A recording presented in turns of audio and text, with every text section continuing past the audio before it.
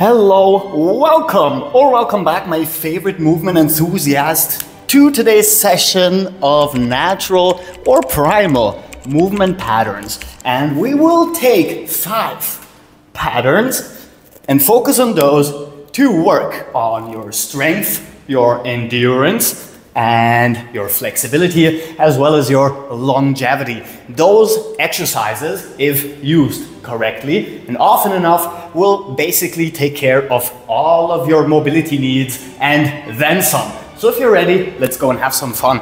Starting with pattern number 1. Open up your chest, pull your arms back, start hinging in your hip, and try and bring your upper body very close to your upper legs and your hands down to the ground.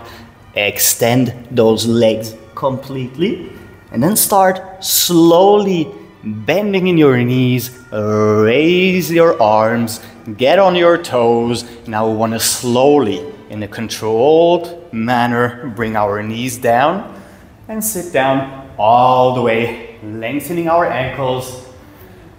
Taking a deep breath in, and then we want to reverse the entire movement. Arms extended, get on your toes in a controlled manner, roll backwards, bring your hands down to the ground, go into complete extension, and slowly get up again.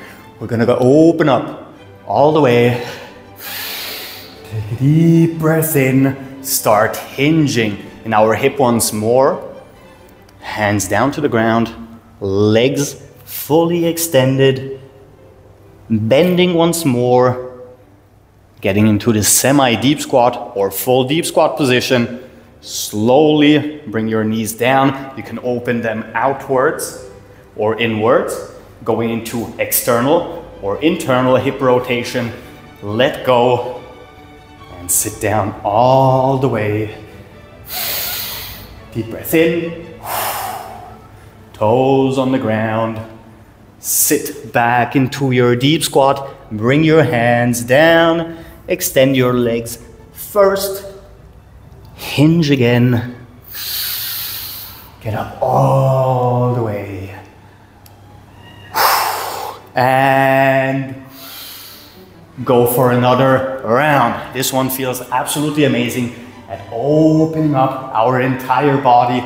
Posterior chain, anterior chain. Just feels amazing and a perfect exercise to use in the morning for full body mobility. Next up, we're gonna move into our very first crawling exercise. Keep your hips above your shoulders and we're gonna move asymmetrically. Right foot with the left hand and right hand with the left foot. You don't have to extend both legs for now.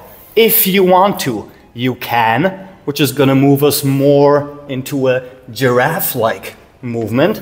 But we wanna keep those knees bent the tiniest bit to generate more force in our leg musculature and focus more on the complete mobility aspect of the movement. So we're moving right foot, left hand, and our hips higher than our shoulders. Now we don't want to just move forward. We want to take the chance to benefit from this controlled movement pattern by moving backwards as well. Take your time in the movement. The more you slow it down and the more you can feel every single muscle and every single stretch, the more benefits you will get in the long term. We don't want to just go through the motions. We want to actively feel what we are doing. Take your time, breathe deeply, and you can at any point turn around in any way you deem fit and reverse again into the other direction.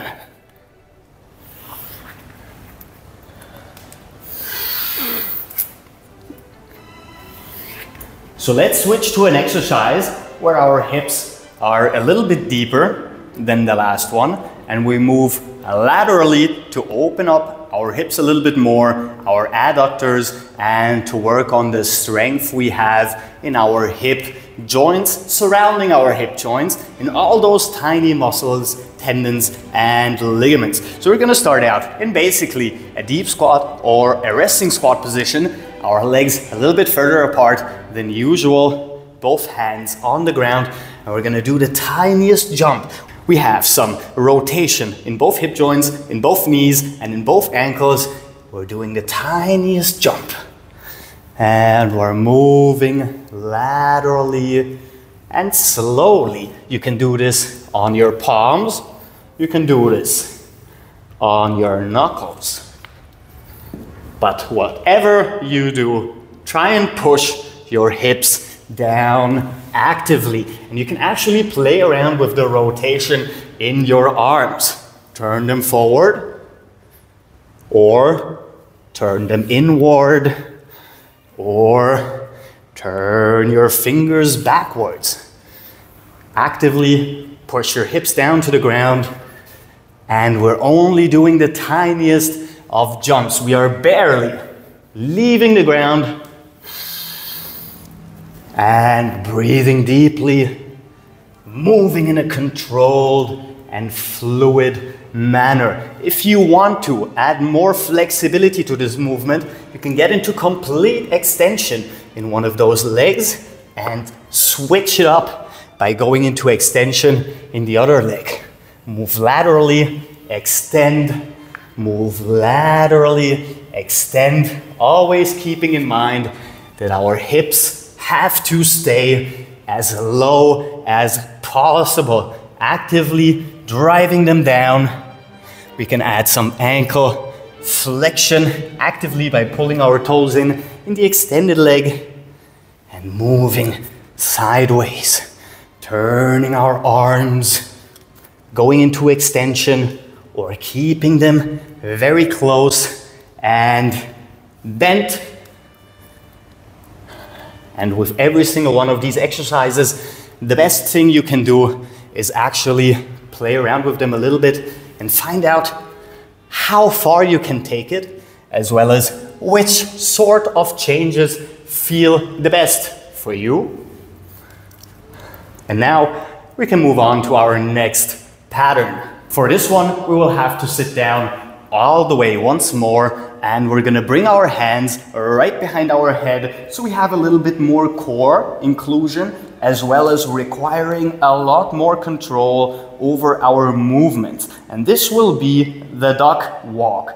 Now push your hips forward, step up like you would when doing a lunging position, and keep the right knee on the ground until the left knee touches down, and only then can you pull your other leg forward into the same lunging starting position.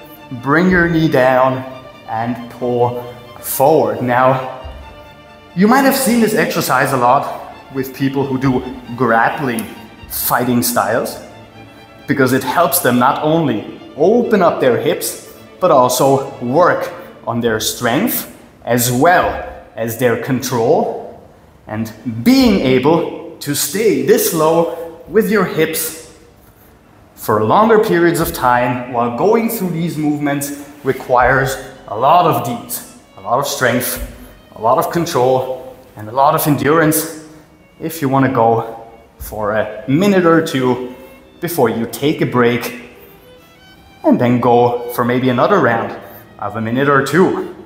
Push forward. Both knees always have to touch the ground before we step into the next lunging position. And the further you step forward, the more stretch you will have in your hip flexors and in your quads. And the longer the movement, the longer the range of motion will become. What's very important is to always stay in control so you don't bash your knee down to the ground. And we always want to stay completely upright in our upper body to strengthen our posterior chain around our spinal cord. Upper body upright, long or short step depending on your range of motion. Bring that knee down and move forward once more.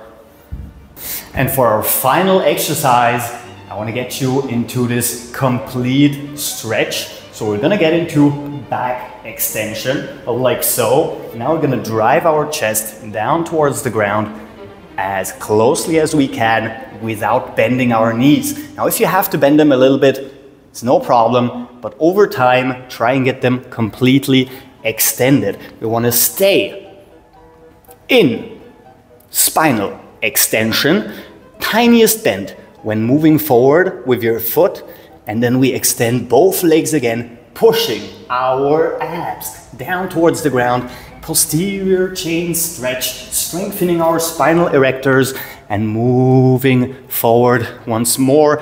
And you're gonna notice another asymmetrical movement. Right foot moves forward with the left hand, and left foot moves forward with the right hand. Now, the giraffe walk requires a lot of flexibility and a lot more control.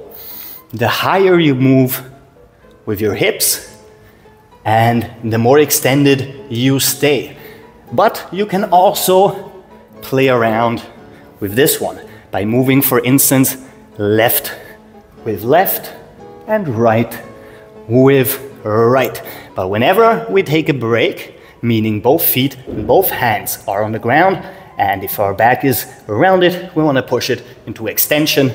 The same goes for both legs. Before we get into a small bend, release some of that tension and repeat. If you can, bring your entire hands down to the ground. If you can't, stay on your fingertips for now. If you have to bend, bend as much as you need to, while keeping in mind that the objective is to extend fully,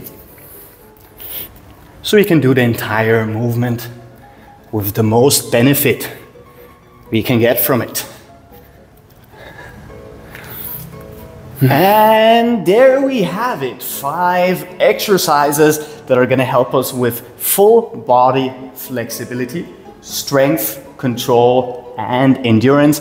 And if you have the time to decompress a little bit and hang from any bar, anywhere you can, to get that nice little stretchy feeling in all of those joints, then that would be absolutely amazing as a bonus. However, these exercises should be more than enough to keep you loose, limber, healthy, and strong for a long time. So go through them 2 to 3 times a week. You have the time, just take it. But with that said, sadly, once again, that's all the time I've left you today. However, if you like the video and subscribe, and check out other videos on this channel, because we literally have new ones every single day. So until tomorrow, Captain Cairo, peace out.